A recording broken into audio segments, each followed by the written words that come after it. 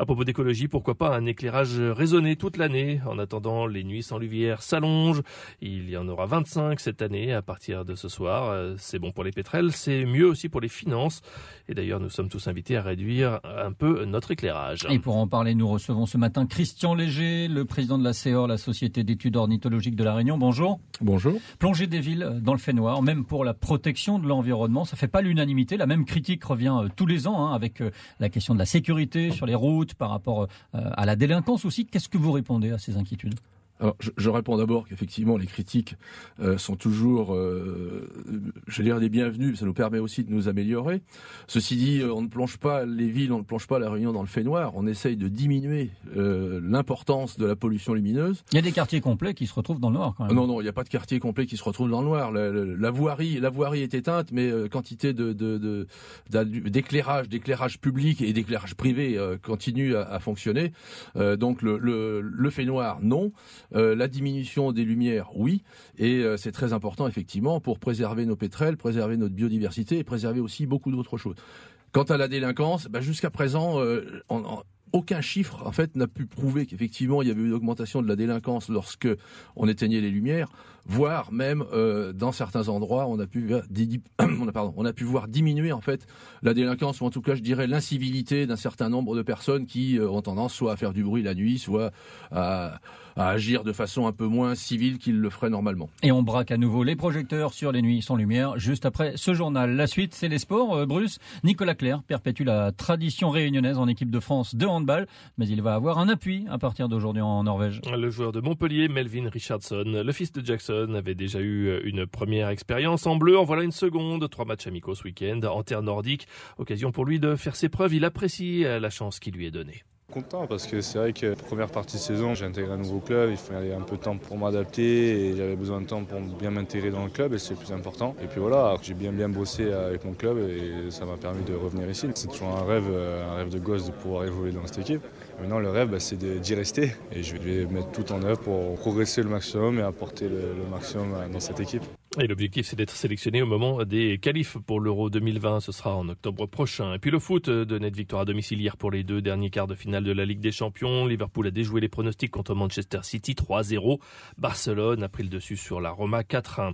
Et en match en retard de la 31e journée de Ligue 1, Rennes a tenu en échec Monaco. Les Bretons désormais 5e alors que Monaco reste 2e loin du PSG mais avec 5 points d'avance sur son poursuivant marseillais. Merci Bruce Régent, vous revenez à 7h30 pour le Flash.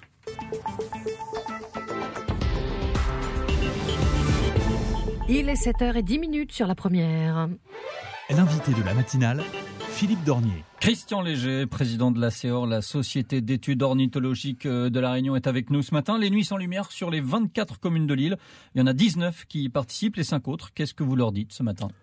Les 5 autres, je leur demande effectivement de se concerter et puis de poser la question à leurs collègues, que les maires posent la question à leurs collègues pour voir quels sont les intérêts des nuits sans lumière. Alors nous les voyons pour la protection de la biodiversité, mais les nuits sans lumière, ça n'est pas simplement la protection de la biodiversité. Les nuits sans lumière, c'est aussi réduire la facture d'électricité en particulier, et c'est quelque chose de très important pour les communes, pour tous les éclairages publics. C'est aussi améliorer la santé, c'est aussi diminuer le réchauffement climatique, c'est aussi pouvoir mieux observer les étoiles, mieux dormir, etc.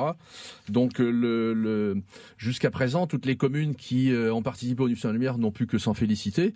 Donc je pense que ceux qui ne le font pas aujourd'hui, peut-être qu'ils sont mal informés, peut-être que nous ne travaillons pas assez bien en fait pour les informer et pour leur permettre de prendre cette décision. Donc on va essayer de s'améliorer d'année en année pour que dans le plus tôt possible, ce soit 24 communes qui participent. Plutôt que d'éteindre les lampadaires, les projecteurs pendant 25 nuits, ce serait pas plus efficace de réduire la puissance de tous ces éclairages toute l'année ? Qu'est-ce qui est fait dans ce domaine ?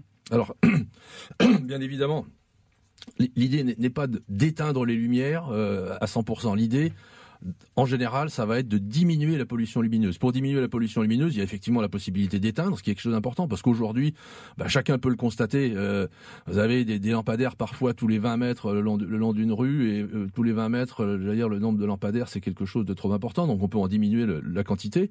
Et puis ensuite, on peut mieux éclairer, c'est-à-dire éclairer le sol, éclairer les zones qui sont à éclairer, non pas éclairer le ciel comme le font un grand nombre de lampadaires malheureusement aujourd'hui. Aujourd'hui, vous avez 90 000 points lumineux d'éclairage public à La Réunion. Depuis qu'on travaille sur les nuits sans lumière et qu'on essaye d'améliorer, il y en a 3700 qui ont été rénovés, remis à jour, c'est-à-dire où on utilise des lampes de meilleure qualité et où on utilise une orientation de la lumière qui correspond réellement aux besoins d'éclairage. Alors ça, c'est une des avancées des nuits sans lumière. On en est à la 10e édition. Quel bilan vous tirez de cette opération? Quel résultat concrètement? Alors, résultat... Bon, moi ici, je peux essentiellement vous parler des résultats concernant la biodiversité et concernant les pétrels. Apparemment, c'est efficace. On récupère d'année en année un nombre de pétrels à peu près équivalent. Comme le nombre de couples de pétrels et le nombre de poussins à l'envol augmente, puisque tout le travail qui a été fait depuis des années justement sur la protection de cette espèce a porté ses fruits. On en récupère combien? On en récupère, alors l'an dernier, un chiffre très précis, 1213, parce que chaque fois qu'un pétrel est récupéré, une fiche est notée. Sur ces 1213, environ 88% ont été relâchés, c'est-à-dire ont été soit relâchés directement, soit soignés puis relâchés, et ce qui représente donc à peu près 1050, un peu plus de 1050 oiseaux qui ont été réellement relâchés sur une population estimée aujourd'hui à aux alentours entre 8 et 10 000 couples. Alors, il faut rappeler que le pétrel de Barreau, on ne le trouve qu'à La Réunion. Pareil pour le pétrel noir de Bourbon, ce sont des oiseaux marins endémiques, mais ils sont en danger d'extinction pour le premier, en danger critique d'extinction pour l'autre. Tout à fait. Donc, les populations d'oiseaux marins dans le monde se chiffrent en général par centaines de milliers, voire par millions. Le pétrel de Barreau, endémique de La Réunion, c'est-à-dire qu'il ne se reproduit qu'à La Réunion, sur des colonies qui sont situées au-delà de 2500 mètres, c'est-à-dire aux alentours du Grand Bénard et du Piton des Neiges. Donc une population, disons, d'environ 10 000 couples, c'est-à-dire 20 000 oiseaux, comparé à quelques centaines de milliers ou quelques millions d'autres types d'oiseaux marins. C'est effectivement une population qui est en danger d'extinction. En danger critique d'extinction, là c'est beaucoup plus grave, le pétrel noir de Bourbon, on estime à une cinquantaine de couples. Et quand je dis on estime, parce qu'aujourd'hui, on ne sait pas exactement combien il y en a, les premiers nids de pétrel de Bourbon ont été découverts qu'en novembre ou décembre 2016, c'est-à-dire il y a un peu plus d'un an et demi, alors qu'on connaissait son existence depuis environ 150 ans. Et entre la pollution lumineuse et les prédateurs, quel est le plus grand danger pour les pétrels ? Aujourd'hui, on peut penser que ça c'est la pollution lumineuse. Alors, si on ne faisait rien, c'est-à-dire si la CEOR, si les Réunionnais n'étaient pas là pour récupérer les oiseaux qui s'échouent, la pollution lumineuse serait certainement le problème le plus important pour les pétrels, puisque on aurait tout simplement 1200 oiseaux, comme l'an dernier, qui seraient morts, puisque lorsqu'un oiseau se pose, il ne peut plus redécoller, donc soit il meurt de faim, de soif, soit il est dévoré par les chats ou les chiens domestiques cette fois-ci. Les prédateurs d'altitude, les prédateurs de colonies, on travaille beaucoup effectivement à s'en prémunir. Donc les rats, il y a des campagnes de dératisation. Les chats, on pose des cages pour essayer de les capturer. Ça n'est pas parfait. Il reste encore effectivement de la prédation. Un chat, par exemple, on estime qu'il peut tuer 90 pétrels par an, ce qui est quand même énorme. Donc, s'il y a une dizaine de chats, ça fait 900. On essaye qu'il n'y ait pas 10 chats. On essaye qu'il y ait le moins de chats possible et le moins de rats possible. Donc, aujourd'hui, c'est certainement la pollution lumineuse qui est la plus gênante et la plus risquée pour les pétrels. Et la CEOR a été critiquée aussi pour les captures de chats par des défenseurs d'animaux. Qu'est-ce que vous répondez là aussi sur ce point ? Alors, capture de chats, il n'y a pas que la CEOR qui capture des chats pour commencer. Et donc là, parce que il faut savoir ce qu'on veut en fait.